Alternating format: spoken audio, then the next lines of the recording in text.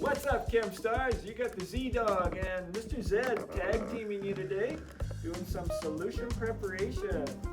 So here I am at the balance scale, and to prepare exactly 100 milliliters of 0.1 mole per liter copper 2 sulfate water 1/5 solution, we need 2.50 grams of solute.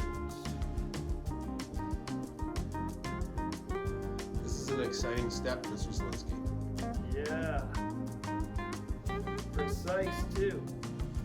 And there we've got it, folks. 2.50 grams of solute. We'll trust you. We can't see the scale. Okay, second step. Mr. Zelinsky weighed out the 2.50 grams. Actually, oh, the scale does go to 2.50 grams. Good job. We're going to dissolve this in half the volume. Why half the volume? Because if we dissolved it in the full volume, and eventually we're going to be transferring it to a flask, if we decided to move it all the way to the flask, we would probably overshoot the line. This is a very, very accurate amount. So, is it from nowhere? I have a stirring rod. Okay, so we'll just get on with that. We're making 100 milliliters. So I'm going to dissolve this in about 50 milliliters of water. This is also a very exciting step. You can use a little bit more than half, but half is good to dissolve. We can probably put this on 0.5 speed or 1.5 speed to speed it up. Good thing this is highly soluble, okay, Mr. Zelinsky? Can you imagine if this was not highly soluble? This would be for like luminol. It would be the most worst video ever. Somebody stirring for an hour to dissolve luminol. Alright, it's all dissolved. Okay, so I'm assuming this is mostly dissolved. I'm going to transfer this to a flask, half the volume. So we'll use the funnel, which is somewhere. We're going to use the funnel. As if from nowhere, thank you. Okay, so we're going to transfer it to the funnel. Be very careful not to spill anything, otherwise your concentration is completely messed up. Oh, we're going to use this. Look at this setup here. Wow. Oh, it's even got a back part on it, so we can clearly see the solution. All right, transferring this to the volumetric flask. Volumetric flasks only measure one volume highly accurately. So I don't know if you can see in the video, but I still have a little bit of copper left in my beaker. I need to get all of that into the volumetric flask. So I'm gonna add a little bit more. Get my stirring rod, get every last scrap of it. You can imagine what would happen if you used 100 milliliters and you had stuff left over and you poured 100 milliliters into a 100 milliliter flask. Wouldn't work.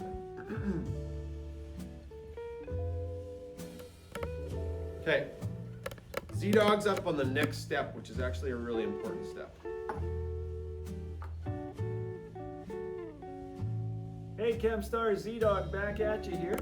So Mr. Zed has dissolved the solute and transferred it to the volumetric flask. What we do now is we get close to the graduation line here, is we take a medicine dropper containing distilled water and we set the bottom of the meniscus on the top of the calibration or gradation line. There's just a single line here that measures exactly 100.0 milliliters, and the flask is actually calibrated to 20 degrees Celsius, if you can imagine that. A really precise measuring device that we've got. What happens if you go over that line? You're hooped, and you need to start over again because you will not have the desired concentration. So if you go over, you can't just suck some out? No way. Oh. Gotta go back. Dang, yo. So I've got the bottom of the meniscus set on the line. Next you take a cap and you seal your volumetric flask. And you invert the flask 3 times to ensure you have a thorough dissolving and a uniform solution. Do you say something? Like, there's no place like chemistry, there's no place like chemistry, there's no place like chemistry, since we're doing that 3 times? Exactly. Okay. Magic.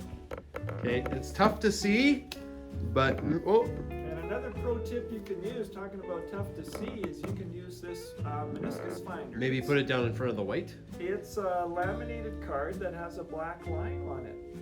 And if you set that behind your volumetric flask, you can use the dark line as contrast to easily read your meniscus.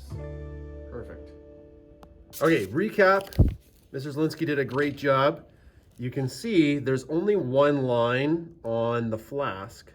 And as Mr. Zielinski drops that down, you'll see the line as it goes over the black.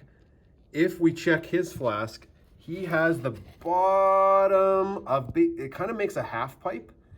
If you think of the skating, and the bottom of the half pipe has to just touch that meniscus line. Good job, Mr. Zielinski. Woo!